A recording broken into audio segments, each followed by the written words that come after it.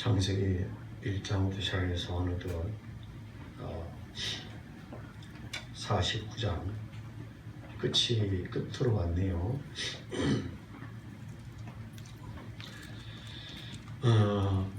창세기가 오늘까지 하면은 정리가 되는데 야곱이 147세가 되어서 육신의 눈은 잘 보이지 않으나 영적으로는 굉장히 맑아져 투명해졌습니다. 영혼이 맑아지는 방법은 무엇일까요? 욕심과 시기심과 질투심을 없애면 맑아진다고 합니다. 이런 것 때문에 우리 마음이 흐려지는 것이죠. 야곱이 130까지는 의심하고 시기하고 질투하고 욕심이 많은 그러한 삶을 살았지만 이것들이 사라지고 나니까 영혼이 매우 맑아지게 된 겁니다. 17년까지는 하나님의 세계가 이렇게 보이신 것이죠. 주님 공생에 우리에게 말씀 주신 그 산상수훈에도 주님께서 마음이 청결한 자는 복이 있나니 하나님을 볼 것이요 하신 것처럼 우리의 마음속에 의심이나 욕심이나 시기 질투 이런 것을 내려놓으니까 영혼이 맑아진 것이죠. 그래서 12 아들들에게 예언을 할 때 우리 같으면 잘되고 그렇게 좋은 말만 할 텐데 그렇지 않고 하나님께서 이 아들들에게 원하시는 그 분량대로 복을 빌어주고 잘못된 그런 아들에 대해서는 반드시 잘못될 것이라고 기도합니다. 참 특이한 일입니다. 그래서 첫 번째 장남인 아들에게 얘기합니다. 야곱이 그 아들을 불러 이르되 너희는 모이라 너희가 후일에 당할 일을 내가 너에게 이르리라 하십니다. 너희는 모여들으라 야곱의 아들들아 너희 아버지 이스라엘에게 들을지어다. 르우벤아 너는 내 장자요 내 능력이요 내 기력의 시작이라. 위풍이 월등하고 능력이 탁월하다마는 물이 끓음 같았은즉 너는 탁월하지 못하리니 내가 아버지의 침상에 올라 더럽혔음이로다. 그가 내 침상에 올라섰도다 하십니다. 맨 먼저 르우벤에게 말씀하실 때 너는 내 장자요 나의 능력이요 나의 기력이 시작이라고 위경이 초등하고 권능이 탁월하다마는 물이 끓음 같다가 합니다. 다시 말하면 절제하지 못했다는 것이죠. 욕정을 통제하지 못해서 아비의 침상에 올라 더럽혔다 해서 복을 받지 못합니다. 그래서 요한계시록까지 갈 동안 르우벤 자손이 잘 되는 사람이 한 명도 없대요. 시몬과 레이는 형제요 그들의 칼은 폭력의 도구로다. 네오나 그들의 모의에 상관하지 말지어다. 내 영광아 그들의 집회에 참여하지 말지어다. 그들이 분노대로 사람을 죽이고 그들이 혈기대로 소의 발목 힘줄을 끊었음이로다. 그 노여움이 혹독하니 저주를 받을 것이요 분기가 맹렬하니 저주를 받을 것이다. 내가 그들을 야곱 중에서 나누며 이스라엘 중에서 흩으리로다. 분노가 맹렬하고 노여움이 혹독한 이런 놈들은 저주를 받을 것이라. 저주를 받을 것이다. 이렇게 말하고 있습니다. 굉장히 무서운 말입니다. 또 유다에게 말합니다. 너는 내 형제의 찬송이 될지라. 내 손이 내 원수의 목을 잡을 것이요 내 아버지의 아들들이 내 앞에 절하리로다. 유다 그러면 여후다 하는 말은 여호와를 찬송한다 그런 뜻이겠죠. 유다는 사자 새끼로다. 내 아들아 너는 움킨 것을 찢고 올라갔도다. 그가 엎드리고 움크림이 수사자 같고 암사자 같으니 누가 그를 범할 수 있으랴.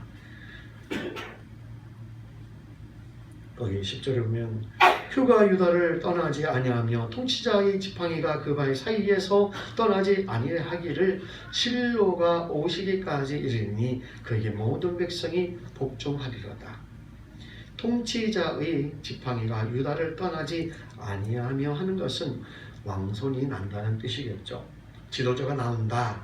치리자의 지팡이, 그리고 실로라는 말은 번영과 평화를 성취하는 어떤 메시아를 뜻하는데 여기 어떤 권위가 있는 그런 것이죠. 그래서 그의 나귀를 포도나무에 매며 그의 암나귀 새끼를 아름다운 포도나무 위에 맬 것이며 또 그곳을 포도주에 빨며 그의 복장을 포도즙에 빨리로다.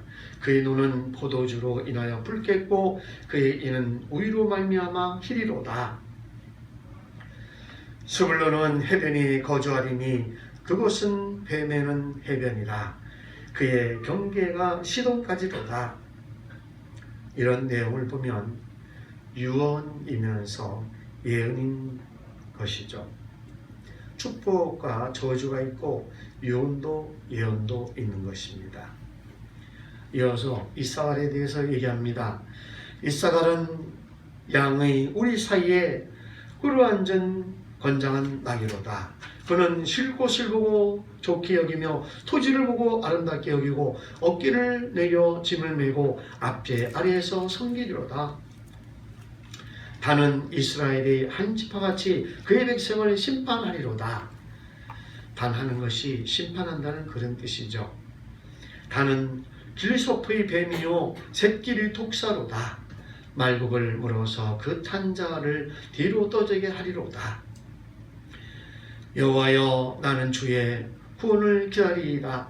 이런 것을 보면 우리가 역사라든지 성경을 봐도 왜 단이 심판하는 자가 됐는지 전혀 선연치 않습니다. 역사를 봐더라도요.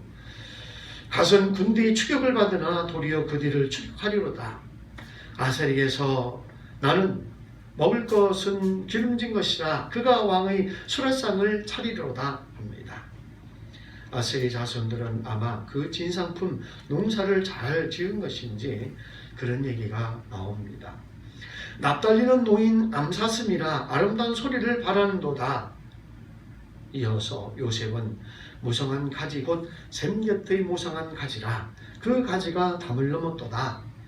할 수 없는 자가 그를 학대하며 적개심을 가지고 그를 쏘았으나 요셉의 활은 도리어 굳세며 그의 팔은 힘이 있으니 이는 야곱의 전능자 이스라엘의 반석인 목자의 손을 힘입니다. 아마 여기에 좀 의문한 그러한 내용이 있어서 질문이 곧 좀 나온다고 합니다. 이스라엘 반석인 목자가 나도다 하니까 목자가 이 요셉에게서 난다 하는 것이나 해서 아마 의문을 많이 가지고 나오는데요. 왜 유다에게서 나오지 않고 반석이 요셉에게서 나오느냐 하는데 그것이 아니고 그 앞에 보면 요셉의 활이 도리어 견강하며 그의 팔이 힘이 있으니 야곱의 전능자의 손을 힘입음이라. 그러니까 그로부터라는 것은 야곱의 전능자로부터 이스라엘 반석인 목자가 나도다. 그 목자가 누구냐면 요셉 같은 목자도 나고 사물 같은 목자도 나고 다윗 같은 목자도 나오는 그런 뜻입니다. 그러니까 이걸 요셉에게서 반석 같은 목자가 나온 것이 아니고 야곱의 전능자에게서 요셉 같은 목자가 나온다는 것이죠. 그걸 많은 사람이 좀 헷갈려가지고 왜 메시아가 유다에게서 나지 않고 요셉에게서 나온다고 실수를 했습니까? 이렇게 묻는 사람이 있는데 여기 우리는 앞의 문맥을 자세히 보면 야곱의 전능자에게서 요셉같이 여호수아같이 이런 분들이 나온다는 이런 말입니다. 야곱의 전능자에게서 내 아비의 하나님께로부터 말미암나니 그 얘기죠. 내 아비의 하나님께로 말미암나니 야곱의 전능자에게로 말미암고 내 아비의 하나님께로 말미암아서 그런 목자가 난다. 전능자로 말미암나니 내 아비의 하나님께로 말미암나니 이렇게요. 그가 너를 도우실 것이요 전능자로 말미암나니 계속해서 하나님. 야곱이 전능자 거기에서 이스라엘 반석인 목자가 난다. 그런 얘기입니다. 25절입니다. 내 아버지 하나님께로 말미암나니 그가 너를 도우실 것이요 전능자로 말미암나니 그가 내게 복을 주실 것이라. 위로 하늘의 복과 아래로 깊은 샘의 복과 젖먹이는 복과 태의 복이로다. 내 아버지의 축복이 내 선조의 축복보다 나아서 영원한 산이 한없음같이 이 축복이 요셉의 머리로 돌아오며 그 형제 중 뛰어난 자의 정수리로 돌아오리라다. 마지막 망녀인 베냐민에게서는 물어뜯는 일이라. 아침에는 빼앗은 것을 먹고 저녁에는 움킨 것을 나누려다. 역사에 보면 베냐민 집회는 항상 물어뜯었다고 합니다. 사사기 끝에 보면 레위지파 한 사람이 첩을 얻었다가 그 첩이 행음하고 도망갔다가 그 첩을 찾으러 갔다 돌아오면서 베냐민 지파에게 가서 아주 엄청난 상처를 입은 그런 이야기가 나오고요.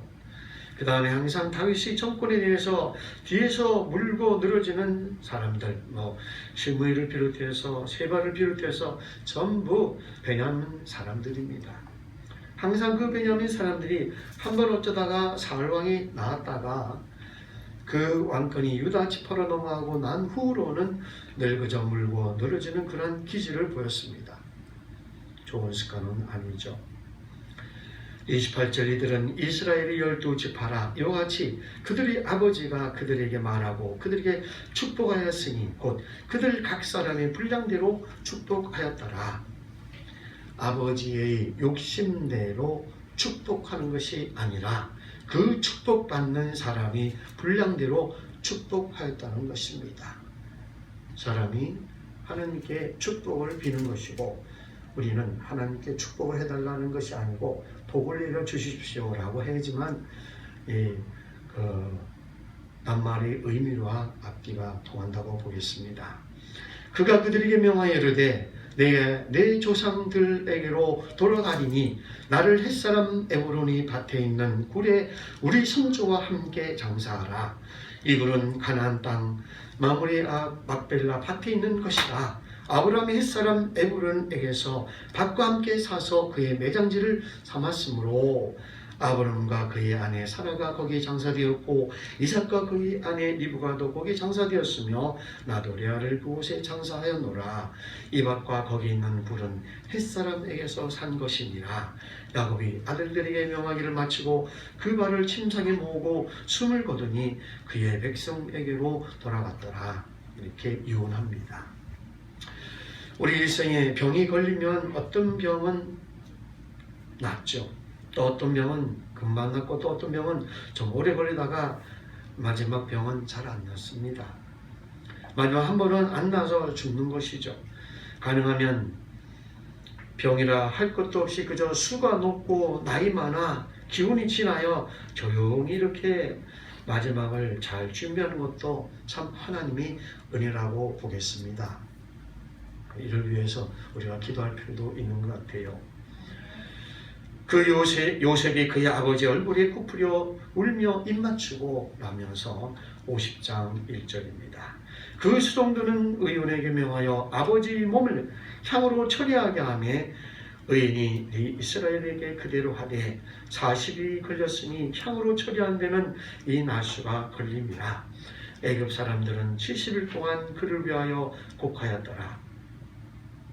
장례식이 한 40일에다가 그 향 넣는 데만 40일 걸렸으니까 그래가지고 그 헤브론까지 운반하는데 한 열흘 또 걸리니까 말도 그럼 적어도 아마 야곱의 장례식이 총 기간이 한 50일 내지 2달 걸리고 그 뒤에 또 외국하는 것도 또 한 달쯤 걸리지 않았는가 그렇게 생각이 듭니다.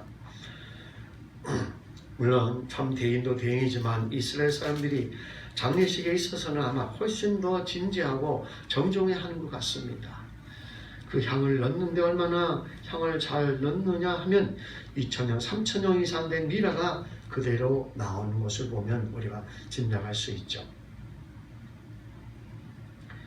곡하는 기한이 지나매 요셉이 바로의 궁에 말하여 이르되 내가 너희에게 은혜를 입었으면 원하건대 바로의 기회에 아뢰기를 우리 아버지가 나로 맹세하게 하여 이르되 내가 죽고던 가나안 땅에 내가 파놓은 묘실에 나를 장사를 하였나니 나로 올라가서 아버지를 장사하게 하소서 내가 다시 오리이다 하라 하였더니 바로가 이르되 그가 내게 시킨 대로 맹세대로 올라가서 내 아버지를 장사하라. 요셉이 자기 아버지를 장사로 올라가니 바로의 모든 신하와 바로의 궁의 원로들과 애굽 땅의 모든 원로와 요셉이 온 집과 그의 형제들과 그의 아버지 집이 그와 함께 올라가고 그들이 어린 아이들과 양떼와 소떼만 고산 땅에 남겼으며 병거와 기병이 요셉을 따라 올라가니 그때가 심히 컸더라. 그들이 요단강 건너편 아닷 타장 마당에 이르러 거기서 크게 울고 애통하며 요셉이 아버지를 위하여 7일 동안 애곡하였더니 그 땅 거민 가나안 백성들이 아닷 마당의 애통을 보고 이르되 이는 애굽 사람이 큰 애통이라 하였으므로 그 땅 이름을 아벨 미스라임이라 하였으니 곧 요단강 건너편이더라. 미스라임이라는 말은 애굽이라는 말이고 아벨 미스라임이라 하면 애굽 사람이 울었다는 그러한 의미죠. 12절입니다. 야곱의 아들들이 아버지가 그들에게 명령한 대로 그를 위해 따라 행하여서 그를 가나안 땅으로 메어다가 마므리아 막벨라 밭굴에 장사했으니 이는 아브라함이 헷적 속 에브론에게 밭과 함께 사서 매장지를 삼은 곳이더라. 요셉이 아버지를 장사한 후에 자기 형제와 호산군과 함께 애굽으로 돌아왔더라. 요셉의 형제들이 그들의 아버지가 죽었음을 보고 말하되 요셉이 혹시 우리를 미워하여 우리가 그에게 행한 모든 악을 다 갚지나 아니할까 하고 의심합니다. 요셉의 형제들이 자기 아버지가 딱 죽고 나니까 요셉이 혹시 우리를 다시 미워해가지고 우리가 옛날에 행한 악한 그 악을 갚지는 않을까 한 것이죠. 16절 요셉에게 말을 전하여 이르되 당신이 아버지가 돌아가시기 전에 명령하여 이르시기를 너희는 이같이 요셉에게 이르라. 내 형들이 내게 악을 행하였을지라도 이제 바라건대 그들이 허물과 죄를 용서하라 하셨나니 당신 아버지 하나님의 종들인 우리 죄를 이제 용서하소서 하매 요셉이 그들이 그에게 할 말을 들을 때에 울었더라. 이제 와서 지금 18년 지났는데도 아직도 용서받은 확신이 없어가지고 용서하라니까 요셉이 그 말을 듣고 울었다는 것이죠. 이런 것도 오늘 우리 성도들하고 좀 비슷합니다. 하나님 벌써 용서했다고 하는데 매주 와서 또 용서해달라고 하는 사람들이 있습니다. 또 부흥회할 때마다 엄마 젖꼭지 깨무는 것도 용서해달라고 또 빌고 그 모든 죄를 자백하고 내려놓고 그저 가라니까 또 갈 때는 또 짊어지고 갔다가 그 다음 또 짊어지고 오고 그런 사람이 많아요. 그래서 하나님 한번 용서하면 다시 묻지 않습니다. 그러니까 번번이 또 부흥회할 때마다 꺼내가지고 또 용서해달라고 그리 하는데 요셉 형들처럼 그리 하지 말라는 것이죠. 하나님이 한번 용서했으면 벌써 끝나는 것입니다. 그리고 죄를 지었으니까 참 죄송하고 민망하고 그렇죠. 넘어오고요. 그 탕자 보십시오. 그 아버지가 뼈빠지게 모은 재산 가지고 그냥 허랑방탕에 다 쓰고 오니까 정말 면목 없죠. 그런데 아버지는 그런 것 관심도 없었어요. 그저 살아 돌아온 그것만 기뻐가지고 아버지 마음에는 잔치할 마음밖에 없다는 것이죠. 지금 17년이라는 세월이 지나서 요셉이 지난 세월 동안 정말 그런 여러 어려움과 질곡들이 오히려 4명의 여자에서 난 12 아들들이 그런 어려운 과정을 겪으면서 함흥된 것을 보게 되었을 때 요셉이 뭐라고 하느냐? 그러므로 내가 형님들에게 말씀드리는데 나를 보는 것이 형님들이 아닙니다. 만민의 생명을 구원하게 하시려 하나님이 보내신 것입니다. 그렇게 할 때 벌써 요셉이 다 용서한 것이죠. 그때 벌써 끝났을 겁니다. 17년 전에 요셉의 마음에는 그 형들에게 전혀 어떤 보복할 마음이 없어 벌써 떠났는데, 이 용서받은 사람들이 확신이 없어가지고 17년이 지났는데도 와서 용서라고 합니다. 그리고 여기 보니까 아버지가 가서 우리 보고 그 필요라고 하는데 야곱이 정말 필요라 했을까요? 아마 이런 거 보면 좀 거짓말 같은 그런 것이 아닌가 싶습니다. 18절입니다. 그 형들이 또 친히 와서 요셉의 앞에 엎드려 이르되 우리는 당신이 종들이니이다. 요셉이 그들이 이르되 두려워하지 마소서, 내가 하나님을 대신하리이까. 당신들은 나를 헤아려 하였으나 하나님은 그것을 손으로 바꾸사 오늘과 같이 많은 백성의 생명을 구원하게 하시려 하셨나니, 당신들은 두려워하지 마소서, 내가 당신들과 당신들의 자녀를 기르리다 하고 그들을 간곡한 말로 위로하였더라. 야곱이 죽은 후에도 요셉의 나이가 한 56세쯤 된 것 같은데요. 그러면 요셉이 110세까지 살았으니까 야곱이 죽고 54년이나 더 살았다는 얘기죠.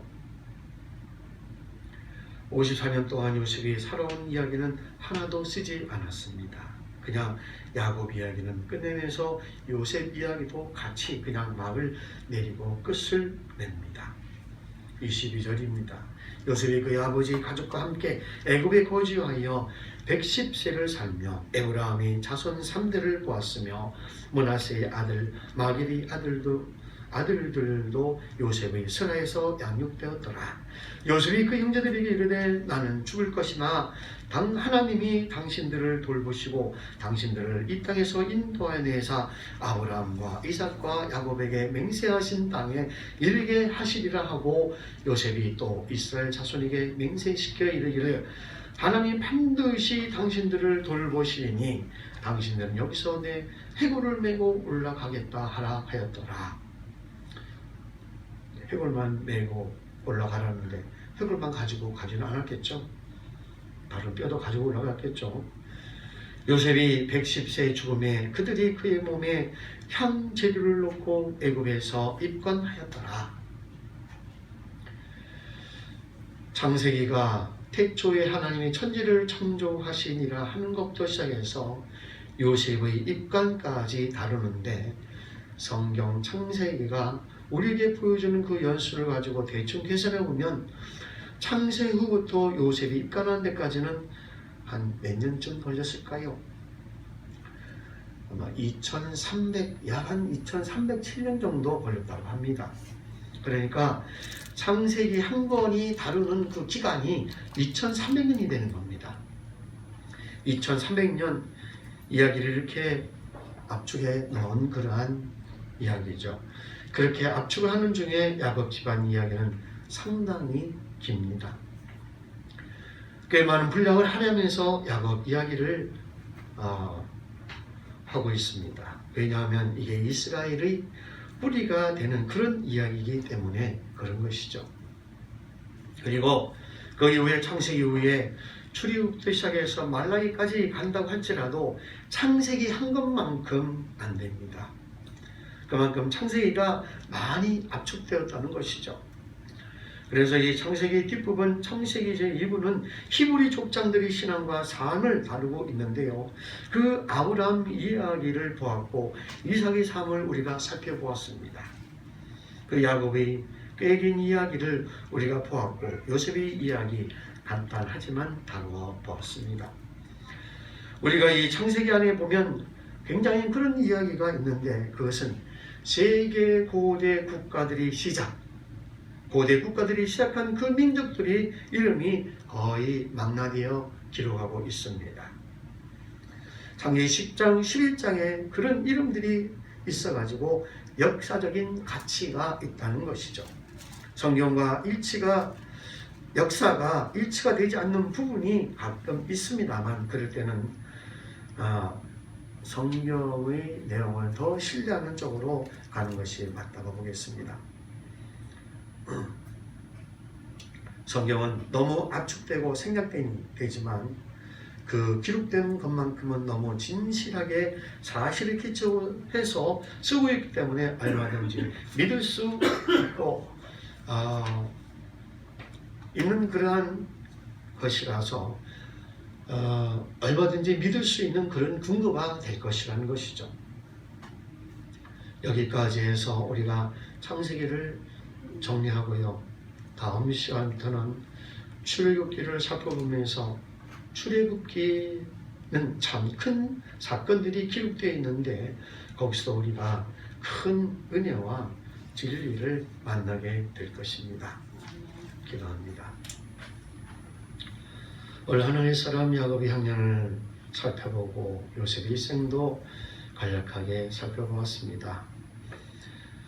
하나님 아버지, 하나님 사람들 아브라함과 이삭과 야곱의 요셉의 일생에서 하나님의 선하신 손길과 또 도우시는 은혜와 그 인도하심과 지키시는 그 은혜를 우리에게 보여주셨사오니 우리도 엄마의 세상 살아갈 때 우리의 나간의 길을 다 갈 때까지 우리의 순례길을 다 마칠 때까지 하나님 함께 하시고 지키시고 인도하시며 또한 필요한 모든 것도 다 공급하시고 우리가 나간의 인생을 살아가다가 하나님의 선하신 뜻을 발견하고 그 뜻을 쫓아 선한 사업에 힘쓰며 후회 없는 그런 삶이 될 수 있도록 복을 내려 주옵소서.